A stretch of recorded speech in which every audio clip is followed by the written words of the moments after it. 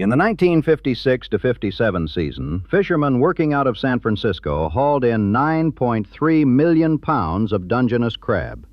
5 years later, the catch had collapsed to 700,000. In the space between those two numbers, between the peak and the crash, lies the entire story of Fisherman's Wharf, a place that was built on something real, that became famous for being real, and that was then, piece by piece, with the best of intentions and considerable sums of money, stripped of every real thing it had. But to understand how that happened, you have to go back further, past the souvenir shops and the sea lions and the demolished restaurants, to a man who sold lumber at 20 times its cost and built a wharf in a place where nobody wanted one. Henry Meiggs arrived in San Francisco on January 11, 1849, aboard a ship called the Albany, its hold packed with East Coast lumber. The gold rush was weeks old, and the city had no wood. Meiggs sold his cargo for a profit so obscene he never disclosed the precise figure. Then he did something unexpected. Instead of heading for the gold fields like everyone else, he stood still. He took a job in a lumber yard, studied the market, and waited. Within a year, he had 500 men felling trees in Contra Costa County, floating them across the bay on enormous rafts to a wharf he'd built himself. He established the Mendocino Lumber Company. He bought land in North Beach, where nobody important was buying. And he nursed an idea that the rest of the city thought was foolish, that the northern waterfront, not the established harbor to the south around Montgomery Street, was the natural gateway to San Francisco. Ships coming through the Golden Gate would reach it first. It was closer. It was obvious, to Meiggs at least. The city disagreed. San Francisco was growing in every direction except north. The sand dunes up there were wild and desolate. Meiggs proposed a tunnel under Stockton Street to connect North Beach to the rest of the city. The city fathers said no. So Meiggs paid out of his own pocket to grade Powell and Stockton Streets, carving roads through the dunes all the way to the waterfront. And he built his wharf, Meiggs Wharf, an L-shaped wooden pier that jutted somewhere between 1,600 and 2,000 feet into the bay. It was the longest pier on the city front. Engineers said it was built in the wrong place. The currents ran strong off the northern tip, and ships at dock were exposed to weather that the southern harbor naturally blocked. But Meiggs built it anyway, because he owned most of the land around it, and a wharf would make that land valuable. Here is the thing about Henry Meiggs that matters for everything that comes after. He was right about the location and crooked about the money. As his finances stretched past breaking, he got hold of a book of blank city warrants, official payment vouchers that the mayor and comptroller had fallen into the habit of signing in advance, by the book, without filling in the amounts. Meiggs forged the rest. He raised, by some accounts, $500,000 this way. By other accounts, the total fraud ran to nearly $1 million. On October 6, 1854, before anyone discovered what he'd done, Meiggs loaded his wife and 3 children onto a brig he'd purchased 3 days earlier and sailed for South America, leaving behind a fire burning in the hearth and birds singing in their cages. He died in Peru in 1877, having become a fabulously wealthy railroad builder in Chile. He reportedly paid back every cent of the fraud. He never came home. His indictment in San Francisco was not formally quashed until 1977, a century after his death, when a judge declared that Meiggs had rehabilitated himself and, in any event, had gone to a higher court. He left behind a wharf that no one owned and no one particularly wanted. In 1856, a merchant named Abraham Warner opened a saloon called the Cobweb Palace at the foot of it, a dark, strange place stuffed with curios, taxidermy, and spider webs that he refused to clean away, where San Franciscans of every class came to drink among the dust and the oddities. The pier survived Meiggs's disgrace and found a purpose he had never imagined. It became a mooring for the fishing fleet. Swimmers and sunbathers rented bathhouses along it on weekends. The Sausalito Ferry ran from its end. And slowly, over the next 2 decades, the waterfront that Meiggs had carved out of sand dunes with his own money and other people's forged warrants became the thing he could never have predicted. It became a place where Italian fishermen sang opera in the fog. They started arriving from the coastal villages around Genoa in the late 1860s, and they kept coming for decades. Sicilians, Ligurians, men who knew the sea the way Meiggs had known lumber. They brought their boats, or they built copies of them here. Feluccas, lateen-rigged sailboats with sharply raked masts, painted green, each one bearing the name of a patron saint on its hull. San Felice, Santa Maria, San Giuseppe. By the 1880s and 1890s, these little boats crowded the northern waterfront by the hundreds. The Chinese fishermen who had worked the bay since the gold rush era, building sampans and junks at the water's edge, running a shrimping village along the southern waterfront as early as 1856, were gradually pushed out, victims of the Chinese Exclusion Act of 1882 and the broader discrimination that made it impossible for them to compete on equal terms. The Italians took over not just the fishing, but the culture of the place. They set out before dawn, hauled their nets by hand, came back with holds full of Dungeness crab and salmon and herring. Their wives met them at the dock, helped sort the catch, worked the stalls. The waterfront between Taylor and Jones Streets became the Italian harbor, and the neighborhood above it, North Beach, became a Genoese and Sicilian colony. And when the fog rolled in through the Golden Gate, which it did constantly, thick enough to hide a boat 10 feet away, the men sang. Verdi arias mostly, lusty, imperfect, tremendous. You could not see a companion boat in the fog, but you could hear it. A voice rising out of the gray meant there was someone nearby, someone to avoid colliding with, someone who was also working the same waters you were. The singing was navigation. It was communication. And it was, without anyone realizing it, the thing that gave Fisherman's Wharf its soul. The first crab stand appeared in 1916.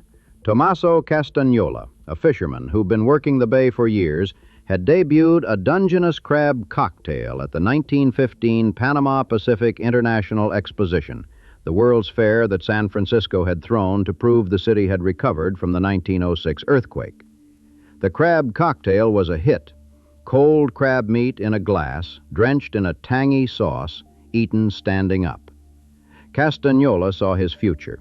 He set up a table on Jefferson Street and started selling fresh crab to anyone who walked by. He was, as far as the historical record shows, the first person licensed by the city to sell seafood on the street at the wharf. It was a radical simplification of the business model. Instead of catching the crab yourself, you could buy it from the other fishermen and sell it at a markup to people who had come down to the waterfront to watch the boats. Castagnola saw that the spectacle of the fishing fleet was itself a product. Other families followed him. Nunzio Alioto, a Sicilian immigrant, opened a fish stall at stall number 8 in 1925. By 1932, business was good enough that Alioto built a building, the first permanent structure on Fisherman's Wharf, and started selling crab and shrimp cocktails out of it. When Nunzio died in 1933, his widow Rose took over. She opened a full restaurant in 1938, and the family claims she originated cioppino, the tomato-based seafood stew that would become the signature dish of the entire waterfront.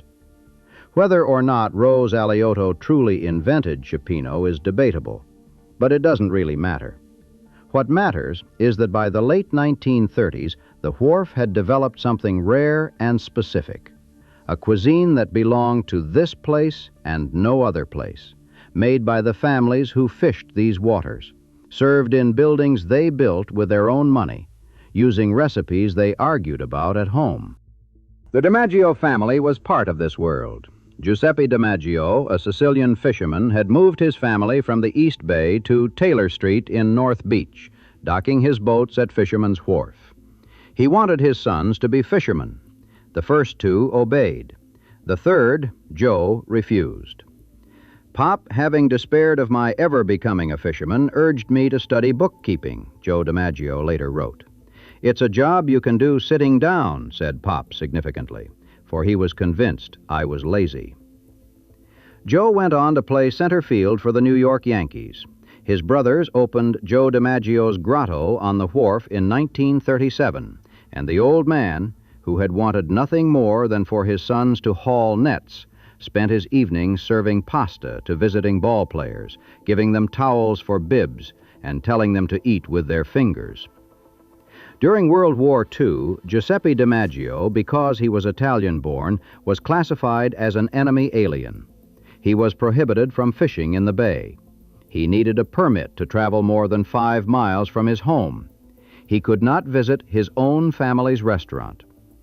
The most famous fisherman's father on Fisherman's Wharf was forbidden from the water. That war, and what came after it, was the hinge. The military had commandeered parts of the waterfront. Fort Mason, immediately west of the wharf, became the principal port of embarkation for the Pacific Theater. 1.6 million soldiers passed through it. These men, and the millions of others who cycled through San Francisco's bases and transit camps, ate at the wharf restaurants on leave. They discovered crab cocktails and cioppino and sourdough bread. They watched the fishing fleet come in at dawn and smelled the salt and the diesel. And when the war ended, they remembered. They came back as tourists, bringing their families, telling stories about the little restaurant on Jefferson Street where the old Italian woman served you a bowl of stew with half a crab in it and wouldn't let you leave until you'd finished.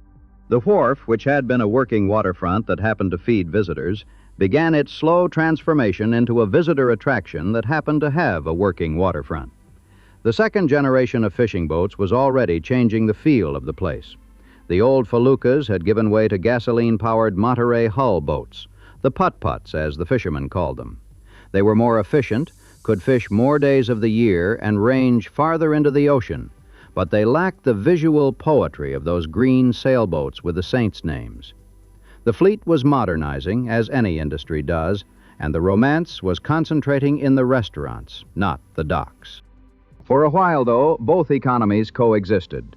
Through the late 1940s and into the 1950s, the fishing fleet numbered as many as 500 boats. The crab catch climbed steadily. The restaurants, Castagnola's, Alioto's, Sabella and La Torre, Fisherman's Grotto, Tarantino's, thrived on a mix of locals who knew the food was good and tourists who were discovering it for the first time. Fisherman's Grotto No. 9 opened in 1935 by a Sicilian named Mike Ghirardelli, who had fished for 26 years before deciding he'd rather cook, was the first sit-down restaurant on the wharf and drew presidents and celebrities from around the world. Ghirardelli had simply done what Castagnola had done a generation earlier, looked at the margins and realized that selling the fish was more profitable than catching it. Scoma's, which would become the busiest restaurant in the entire city, had its own fishing boat delivering catch directly to the kitchen. On a good Saturday night in the 1950s, the restaurants along Taylor and Jefferson Streets were all full by 6 o'clock. You waited outside, watching the fishing boats rock in their slips, smelling garlic and crab from 3 restaurants at once. The peak season, November through April, when the Dungeness crab were running, turned the wharf into something like a festival that lasted 5 months. Walk the neighborhood in 1955, and you would have passed through overlapping zones of commerce that had nothing to do with tourism. At the western end, the Ghirardelli Chocolate Company occupied an entire city block of red brick factory buildings, filling the air with the smell of roasting cacao. The complex had been there since the 1890s, when Domenico Ghirardelli, an Italian immigrant who had come to San Francisco during the gold rush and built a chocolate empire, moved his operation into the old Pioneer Woolen Mill. That mill had its own history. It had made blankets and uniforms for the Union Army during the Civil War. When the Chinese Exclusion Act of 1882 forced the mill's owner to fire his Chinese workers, the business collapsed, and Ghirardelli bought the building. He added a clock tower in 1915, expanded with more brick structures, and by the mid-20th century, the complex was both a factory and an architectural landmark. Next door, on Leavenworth Street, The California Fruit Canners Association ran what was, by 1909, the largest cannery in the world. 200,000 hand-soldered cans per day, 2,500 workers. The company became Del Monte in 1916 and shipped canned peaches and pears across the country from that building for another 2 decades. The neighborhood was industrial, productive, fragrant, and loud. It made things. It caught things. It employed people who lived nearby and walked to work. Then the crab disappeared. The Central California Dungeness catch, which had peaked at those 9.3 million pounds in 1956 to 57, fell off a cliff, not gradually, but at a speed that stunned everyone. Season after season, the numbers dropped by more than 1 million pounds. By the 1961 to 62 season, the entire catch was down to 700,000 pounds. A fleet of 250 boats was suddenly competing for a fraction of the harvest. Biologists couldn't fully explain why. The fishery would stay depressed for more than 2 decades, averaging under 1 million pounds a season through the mid-1980s. A fleet that had numbered 250 boats in the 1950s started losing vessels. Fishermen left. The economic engine that had powered the wharf for a century was dying, and nobody could fix it. The factories left, too. The Del Monte Cannery on Leavenworth Street had already ceased production in 1937 and sat as a warehouse for decades. The Ghirardelli Chocolate Company moved its manufacturing to a modern plant in San Leandro in the early 1960s, putting the entire block up for sale. A developer wanted to tear the old factory down and build a high-rise apartment tower, the same thing that had just happened next door, where the Fontana Towers, 2 brutalist concrete slabs, went up in 1962 on the site of the old Fontana pasta factory. The Fontana Towers were 400 feet from the bay. They blocked views from Russian Hill. San Franciscans were appalled. The buildings triggered a backlash so fierce that the city eventually capped heights across most neighborhoods at 40 feet. But the Fontana Towers were already built, and now the Ghirardelli complex was about to follow them into rubble. It didn't, because of William Roth. Roth was a shipping heir. His family's investments in container technology had helped revolutionize and in some ways begin the deindustrialization of the San Francisco waterfront. In 1962, Roth and his mother, Lurleen Matson Roth, bought the Ghirardelli buildings specifically to prevent their demolition. They hired Lawrence Halprin, the landscape architect, and the firm of Worcester, Bernardi, and Emmons to convert the old factory into a shopping and dining complex. Halprin called the concept recycling. He preserved the original signage, kept the red brick buildings, retained the 1915 French Gothic clock tower. Steps and ramps choreographed movement over the hilly site, linking restaurants and shops with tree-shaded terraces that looked out over the bay. Ghirardelli Square opened on November 29, 1964. It was, by most accounts, the first successful adaptive reuse project in the country, built 2 years before the National Historic Preservation Act even existed. The idea caught. In 1963, a San Francisco lawyer named Leonard Martin, born Leonid Matveyev, a Manchurian immigrant, bought the old Del Monte Cannery on Leavenworth. He hired the architect Joseph Esherick to gut the interior and transform it into a 3-level emporium of shops, restaurants, and entertainment, while keeping the massive brick exterior.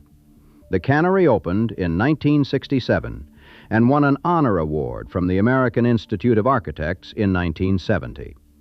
Together, Ghirardelli Square and the cannery proved a concept that spread across the country, that old industrial buildings could be saved, reused, and made profitable. They even influenced federal tax legislation to encourage preservation. It was a genuinely good idea. The cannery won the AIA Honor Award. Ghirardelli Square was placed on the National Register of Historic Places in 1982. Together, they proved that you could honor the past and make money doing it. Cities across the country studied what had happened on the San Francisco waterfront and began looking at their own abandoned factories and warehouses with new eyes.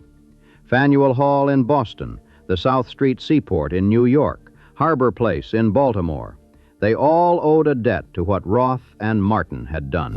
And it was the beginning of the end. Because what Roth and Martin and Halprin had done, brilliantly, tastefully, with real architectural vision, was to demonstrate that the buildings of Fisherman's Wharf were more valuable as containers for shopping than as containers for industry. The chocolate factory no longer made chocolate. The cannery no longer canned fruit. They had become beautiful, historically resonant settings for buying things. And once that proof of concept existed, the logic became irresistible. If a factory could be more profitable as a mall, what about a pier? What about the entire waterfront?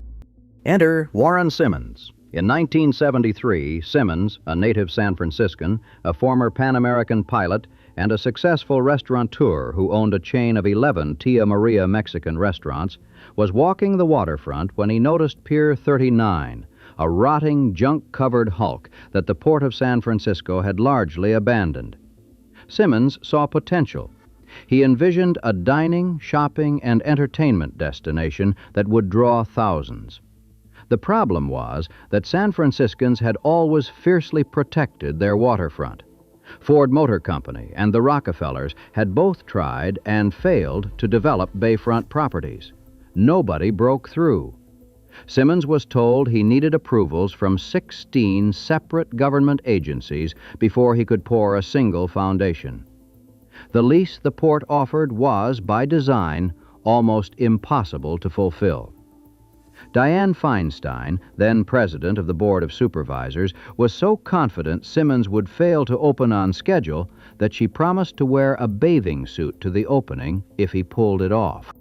Simmons sold his entire restaurant chain for $4.5 million to cover cost overruns.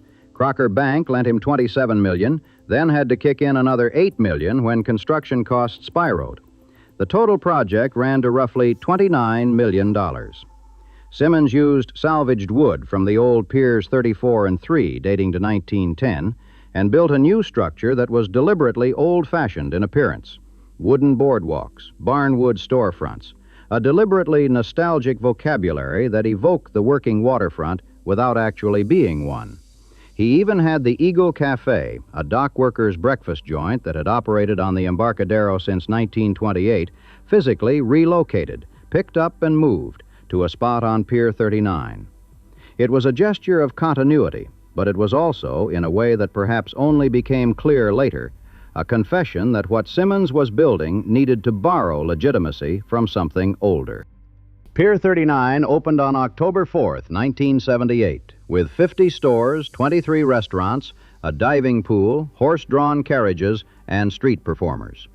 Diane Feinstein showed up in a bathing suit. Within a year, Simmons launched the Blue and Gold Fleet, offering bay cruises from the pier, named, allegedly, for his alma mater, UC Berkeley. A Venetian carousel replaced the diving pool in 1983. By 1989, USA Today named Pier 39 the third most visited attraction in the entire country. It was an enormous commercial success, generating tens of millions of dollars annually. And it completed a transformation that had been underway for 2 decades. Fisherman's Wharf was no longer a place where things were caught and made and cooked by the families who had lived there for generations. It was a place where tourists went to buy souvenirs in buildings that looked like places where things had once been caught and made. The family restaurants still existed. The Aliotos and Sabellas and Castagnolas were still serving cioppino and cracked crab. But they were now islands in an ocean of retail, survivors of a world that was being rezoned out from under them. Then the sea lions arrived, and the metaphor became flesh. On October 17, 1989, the Loma Prieta earthquake rocked the Bay Area. Pier 39 sustained little physical damage, but the tourist economy collapsed overnight. Visitors stayed away. Locals cocooned. The marina's boat slips sat empty because boat owners were dealing with their own earthquake damage. And in December of that year, a single large male California sea lion hauled himself onto K-Dock in Pier 39's West Harbor. Within weeks, 60 or 70 more appeared. By February 1990, there were 300. They had come, biologists believed, because a massive herring run had drawn them into the bay, and the empty boat docks, low, flat, sheltered from predators, were perfect resting platforms. The marina's tenants were furious. These 800-pound animals blocked access to boats. They stank. They bellowed around the clock. Pier 39's management consulted the Marine Mammal Center, which recommended letting the sea lions stay. It was, from a business perspective, one of the shrewdest accidental decisions in the history of American tourism. The animals became an international sensation. Media coverage brought tourists flooding back to a waterfront that had been devastated by the earthquake. The harbor master, Sheila Chandor, who had worked at the pier since 1985, later put it plainly.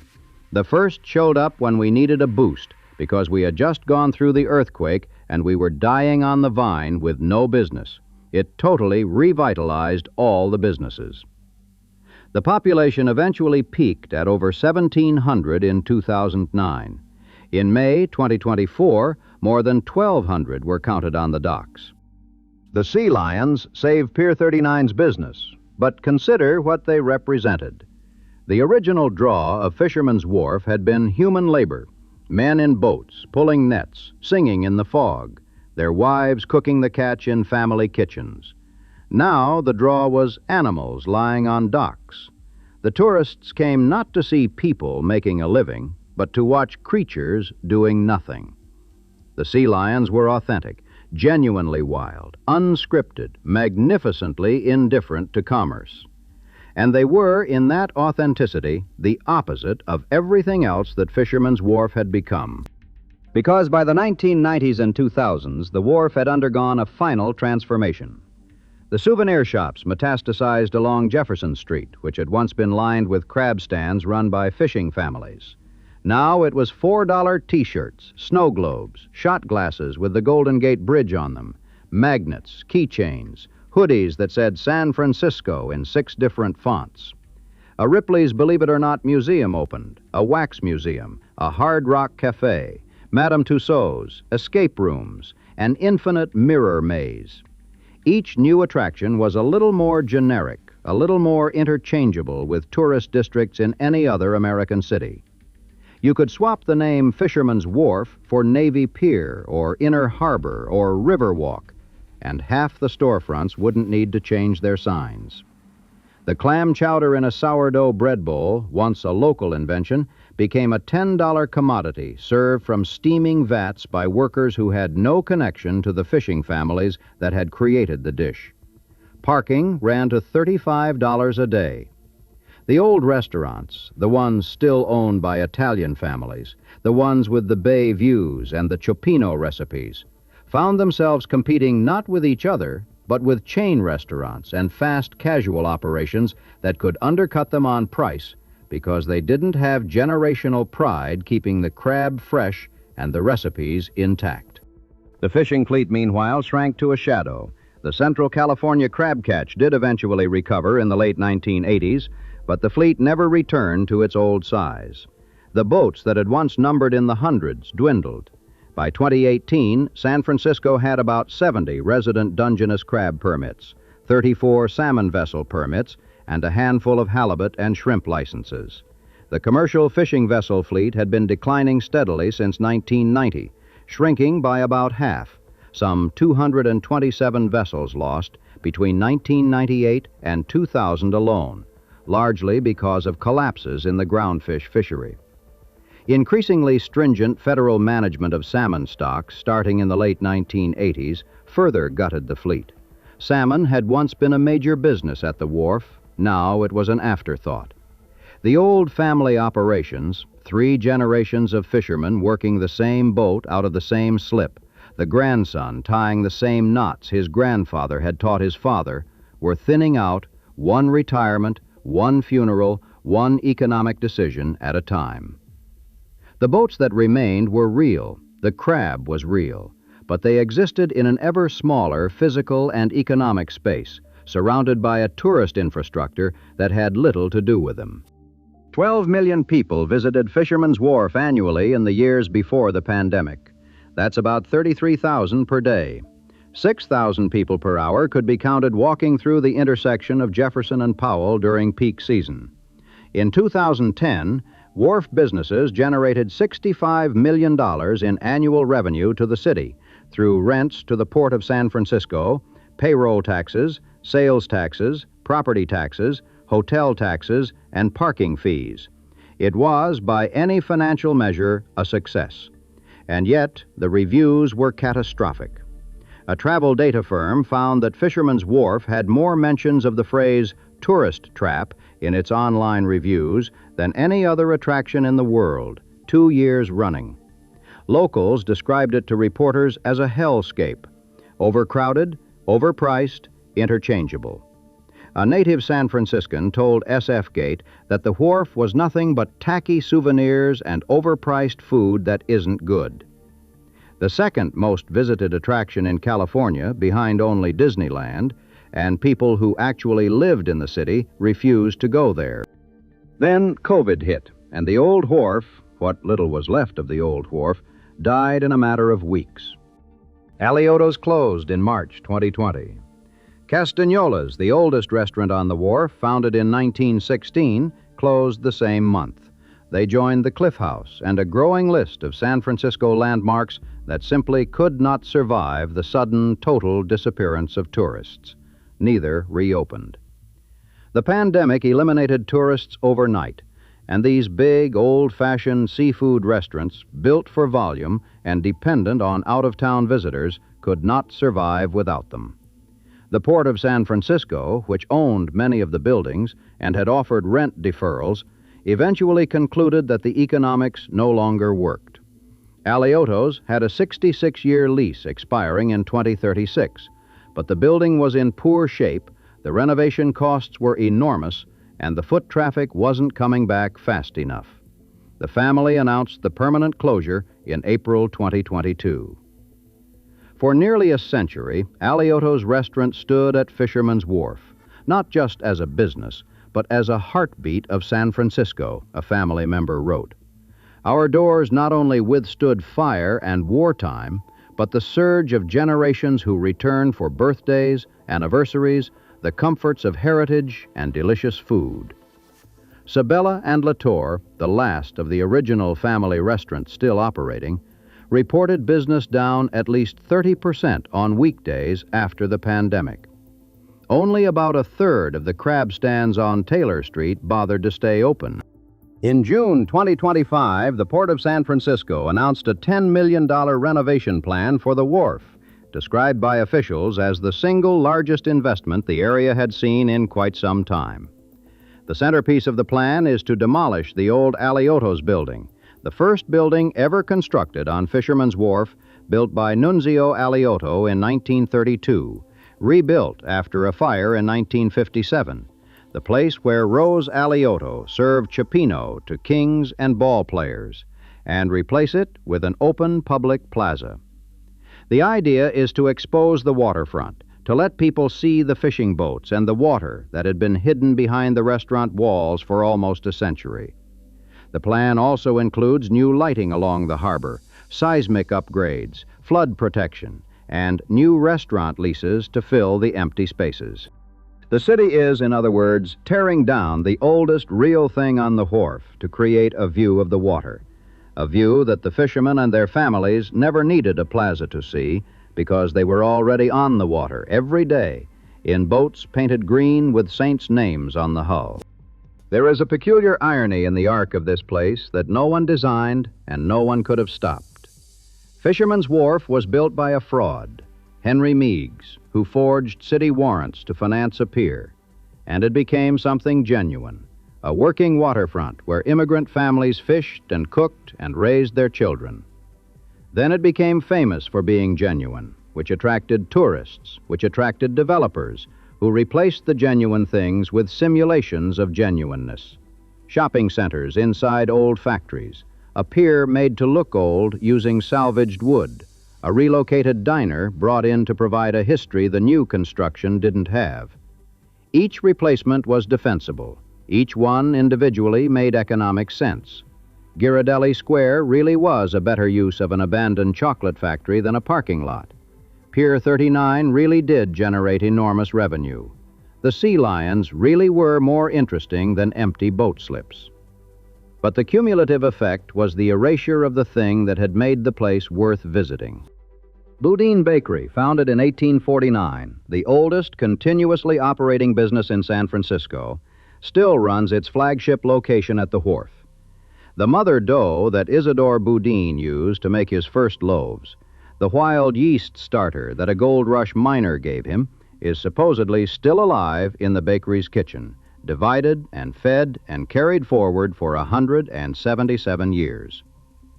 During the 1906 earthquake, when fires destroyed 80% of the city, Isidore's wife Louise grabbed the mother dough in a bucket and carried it to safety as she evacuated. That dough has survived every disaster the city has thrown at it. Whether it is literally the same culture, whether any molecules from 1849 remain, is a question of biology, not sentiment. But the bakery makes 25,000 loaves a day, and visitors line up at the window to watch bakers shape the dough into turtles and crabs and lobsters for the tourists. Today, Fisherman's Wharf still draws visitors. 1 million came in a single month in early 2026, a 24% increase over the year before. The SkyStar Ferris wheel, installed in 2023, turns slowly above the waterfront. Boudin still bakes. The sea lions still bark on K-Dock. There is, if you know where to look, still a fishing fleet. But the green-painted feluccas are gone. The boats that remain are modern, diesel-powered Monterey hull vessels, efficient and businesslike. Nobody sings Verdi in the fog anymore. A handful of third-generation fishing families still work out of the harbor, still haul Dungeness crab when the season opens in November, still tie up at the same slips their grandfathers used. But they are the last of a world that peaked when the catch was high and the restaurants were run by the men who caught the fish, and the only reason to come to the wharf was to eat something that had been alive in the Pacific Ocean that morning. In 2026, crews began demolishing Aliotos. The building had stood at the end of Taylor Street for 69 years in its most recent form, and the business that occupied it traced back 97 years to a fish stall and a Sicilian immigrant who just wanted to sell crab. The demolition will open up a view of the water. The port says it will be beautiful. Tourists will be able to stand in the new plaza and look out at the harbor and see the fishing boats that are still there, fewer every year, but still there, bobbing in the place where 500 feluccas once crowded the docks, painted green, each one named for a saint.